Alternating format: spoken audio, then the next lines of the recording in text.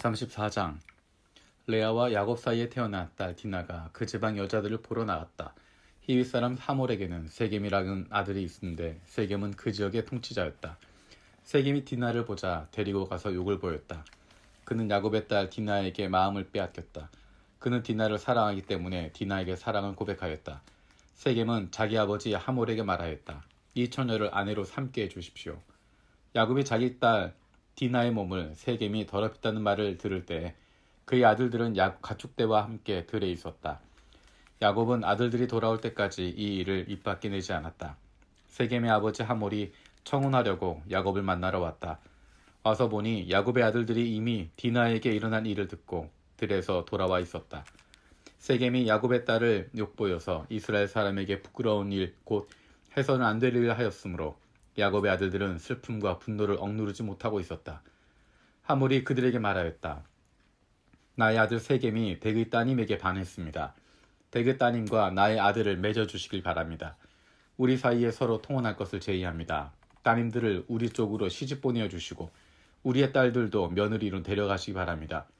그리고 우리와 함께 섞여서 여기에서 같이 살기를 바랍니다. 땅이 여러분 앞에 있습니다. 이 땅에서 자리를 잡고 여기서 장사도 하고 여기서 재산을 늘리십시오. 세겜도 디나의 아버지와 오라버니에게 간청하였다. 저를 너그러이 보아주시기 바랍니다. 원하시는 것은 무엇이든지 드리겠습니다. 신부를 데려오는데 치러야 할 값을 정해주시고 제가 가져와야 할 예물의 값도 정해주시기 바랍니다. 아무리 많이 요구하셔도 요구하시는 만큼 제가 치르겠습니다. 다만 제가 바라는 것은 디나를 저의 아내로 주시기를 바라는 것뿐입니다. 야곱의 아들들은 세겜이 그들의 누이 디나를 욕보였으므로 세겜과 그의 아버지 하몰에게 짐짓 속임수를 썼다. 그들은 세겜과 하몰에게 이렇게 말하였다. 우리는 그렇게 할 수 없습니다. 할례를 받지 않은 남자에게 우리의 누이를 줄 수 없습니다. 그렇게 하는 것은 우리에게 부끄러운 일입니다. 조건이 하나 있습니다. 당신들 쪽에서 남자들이 우리처럼 모두 할례를 받겠다고 하면 그 청혼을 받아들이겠습니다. 그렇게 하면 우리가 딸들을 당신들에게로 시집도 보내고 당신의 딸들을 우리가 며느리로 삼으며 당신들과 함께 여기에서 살고 더불어 한 결례가 되겠습니다. 그러나 당신들 쪽에서 할례 받기를 거절하면 우리는 우리의 누이를 데리고 여기에서 떠나겠습니다. 하물과 그의 아들 세겜은 야곱의 아들들이 내놓은 제안을 좋게 여겼다. 그래서 그 젊은이는 시간을 지체하지 않고 그들이 제안한 것을 실천으로 옮겼다. 그만큼 그 야곱의 딸을 좋아하였다. 세겜은 자기 아버지의 집안에서 가장 존귀한 인물이었다. 하몰과 그의 아들 세겜이 성문께로 가서 그들의 성읍 사람들에게 말하였다. 이 사람들이 우리에게 우호적입니다. 그러니 당신들이 우리 땅에서 살면서 우리와 함께 물건을 서로 사고 팔게 합시다. 이 땅은 그들을 받아들일 수 있을 만큼 넓습니다. 우리가 그들의 딸들과 결혼할 수 있게 하고 그들은 우리의 딸들과 결혼할 수 있게 합시다. 그러나 이 사람들이 기꺼이 우리와 한 결의가 되어서 우리와 함께 사는데 조건이 하나 있습니다. 그들이 할례를 받는 것처럼 우리 쪽 남자들이 모두 할례를 받아야 한다는 것입니다. 그렇게 하면 그들의 양떼와 재산과 집짐승이 모두 우리의 것이 되지 않겠습니까? 다만 그들이 우리에게 요구하는 것은 그대로 합시다. 우리가 그렇게 할례를 받으면 그들이 우리와 함께 살 것입니다. 그 성읍의 모든 장정이 하몰과 그의 아들 세겜이 제안한 것을 좋게 여겼다. 그래서 그 장정들은 모두 할례를 받았다. 사흘 뒤에 장정 모두가 아직 상처가 아물지 않아서 아파하고 있을 때 야곱의 아들들 곧 디나의 친오라버니들인 시몬과 레위가 칼을 들고 성읍으로 쳐들어가서 순식간에 남자들을 모조리 죽였다. 그들은 하몰과 그의 아들 세겜도 칼로 쳐서 죽이고 세겜의 집에 있는 디나를 데려왔다. 야곱의 다른 아들들은 죽은 시체에 달려들어서 털고 그들의 누이가 욕을 본 그 성읍을 약탈하였다. 그들은 양과 소와 나귀와 성 안에 있는 것과 성 바깥들에 있는 것과 모든 재산을 빼앗고 어린 것들과 아낙네들을 사로잡고 집안에 있는 물건을 다 약탈하였다. 일이 이쯤 되니 야곱이 시므온과 레위를 나무랐다. 너희는 나를 오히려 더 어렵게 만들었다. 이제 가나안 사람이나 브리스 사람이나 이 땅에 사는 모든 사람이 나를 사귀지도 못할 추한 인간이라고 여길 게 아니냐. 우리는 수가 적은데 그들이 압수해서 나를 치고 나를 죽이면 나와 나의 집안이 다 몰살당할 수밖에 없지 않느냐. 그들이 대답하였다. 그가 우리 누이를 창녀 다루듯 하는데도 그대로 두라는 말입니까? 35장. 하나님이 야곱에게 말씀하셨다. 어서 베델로 올라가 거기에서 살아라. 내가 너의 형 에서 앞에서 피해 도망칠 때 너에게 나타난 그 하나님께 제단을 쌓아서 바쳐라. 야곱은 자기의 가족과 자기가 거느리고 있는 모든 사람에게 명령하였다. 너희가 가지고 있는 이방 신상을 다 버려라. 몸을 깨끗이 하고 옷을 갈아입어라. 이제 우리는 이곳을 떠나서 베델로 올라간다. 거기에다 나는 내가 고생할 때 나의 간구를 들어주시고 내가 가는 길 어디에서나 나와 함께 다니시면서 보살펴 주신 그 하나님께 제단을 쌓아서 바치고자 한다. 그들은 자기들이 가지고 있는 모든 이방 신상과 귀에 긁고 있는 귀고리를 야곱에게 가져왔다. 야곱은 그것들을 세겜 근처 상수리 나무 밑에 묻었다. 그런 다음에 그들은 길을 떠났다. 하나님이 사방에 있는 모든 성읍 사람들을 두려워 떨게 하심으로 아무도 야곱의 아들들을 추격하지 못하였다. 야곱과 그가 거느린 모든 사람이 가나안 땅 루스 곧 베델에 이르렀다. 야곱이 거기에서 제단을 쌓은 뒤에 그가 형을 피해서 떠날 때 베델에서 하나님이 나타나신 것을 생각하고 그곳 이름을 엘 베델이라고 하였다. 리브가의 유모 드보라가 죽어서 베델 아래쪽 상수리 나무 밑에 묻히니 사람들이 그 나무 이름을 알론 바굿이라고 하였다. 야곱이 밧다람에서 돌아온 뒤에 하나님이 그에게 다시 나타나셔서 복을 주셨다. 하나님이 그에게 말씀하셨다. 너의 이름은 야곱이었지만 이제부터 너의 이름은 야곱이 아니라 이스라엘이다. 하나님이 그의 이름을 이스라엘이라고 하셨다. 하나님이 그에게 말씀하셨다. 나는 전능한 하나님이다. 너는 생육하고 번성할 것이다. 한 민족과 많은 갈래의 민족이 너에게서 나오고 너의 자손들에게서 왕들이 나올 것이다. 내가 아브라함과 이삭에게 준 땅은 너에게 주고 그 땅을 내가 너의 자손에게도 주겠다. 그런 다음에 하나님은 야곱과 말씀하시던 곳을 떠나 올라가셨다. 야곱은 하나님이 자기와 말씀을 나누시던 곳에 기둥 곧 돌기둥을 세우고 그 위에 부어드리는 제물을 붓고 그 위에 기름을 부었다. 야곱은 하나님이 자기와 말씀을 나누시던 곳의 이름을 베델이라고 하였다. 그들이 베델을 떠나 에브라데에 아직 채 이르기 전에 라헬이 몸을 풀게 되었는데 고통이 너무 심하였다. 아이를 낳느라고 산고에 시달리는데 산파가 라헬에게 말하였다. 두려워하지 마셔요. 또 아들을 낳으셨어요.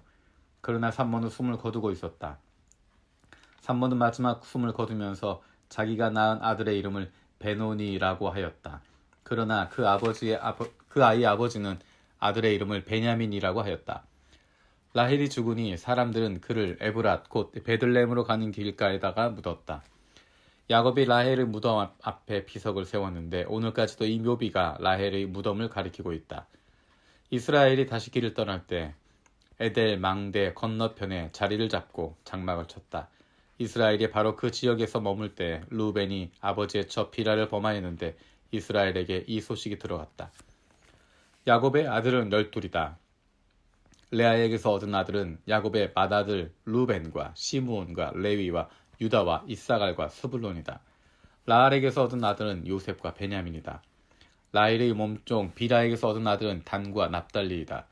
레아의 몸종 실바에게서 얻은 아들은 갓과 아셀이다. 이들은 모두 야곱이 밧다나람에서 얻은 아들들이다.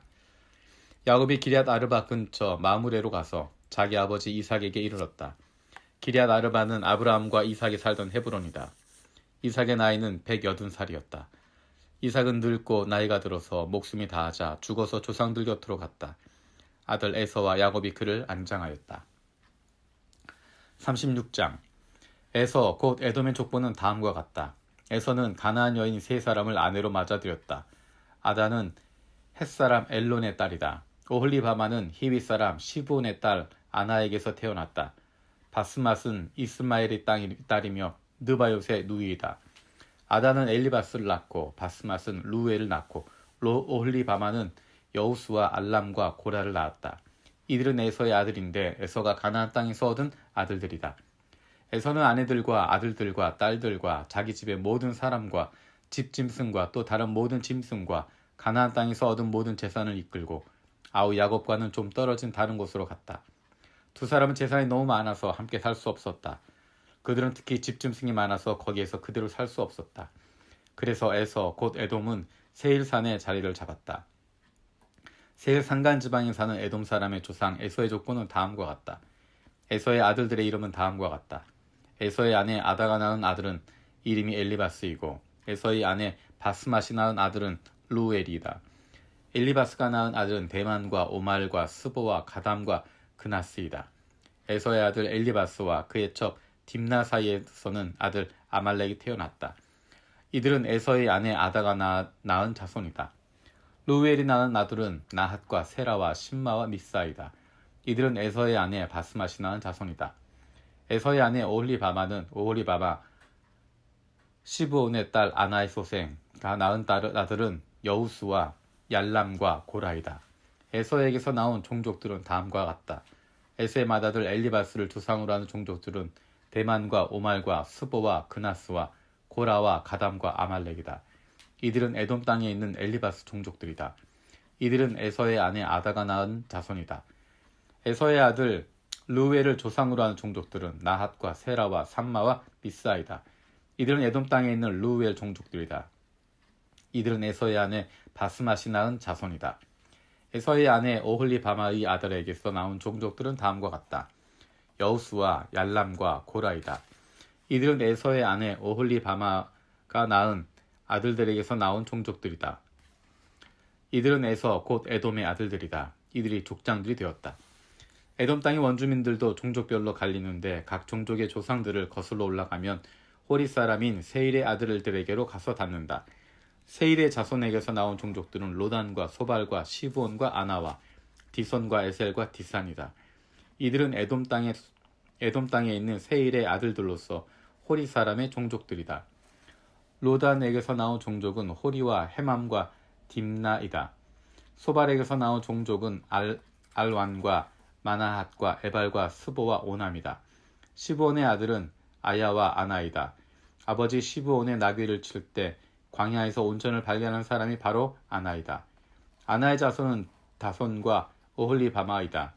다손에게서 나온 종족은 햄단과 에스반과 이드란과 그란이다.